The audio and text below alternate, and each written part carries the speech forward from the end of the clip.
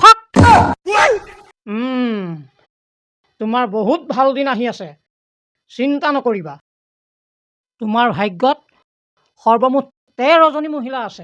ভগৱান, কি কৈছে এইখন সঁচাই নে? মই কোৱা প্ৰতিটো কথাই সঁচা। হে ভগৱান, কপাললৈ জন্ম হৈছো মই এইখন, জোখতকৈ অধিকে পাই গলো। বাবা, এতিয়া পাম? ৰ'বা, বেছি আনন্দিত নহবা। কিয় বাবা?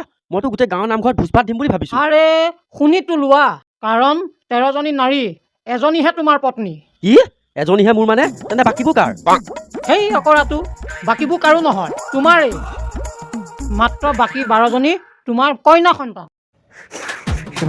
কেনো এয়া মোক কষ্ট পইচা হয় বাবা। এয়া লওক 20 টকা আৰু এই মই নাপায় নহয় ইয়াৰ পইচা উভতাই ল'বলৈ। তুমি ভাল ল'ৰা নহয়, নাপায় নহয় এনেকুৱা কৰিব, নাপায় নহয়। ঐ দিবিনে? নিদো। মই কিন্তু মন্ত্ৰ মাৰি হাগিব নোৱাৰা কৰি দিম। মোক গাই কামলৈ ভয় নাপায় বাবা। ক'ত পলাইছ? ঐ চোৰ, ঐ চোৰ।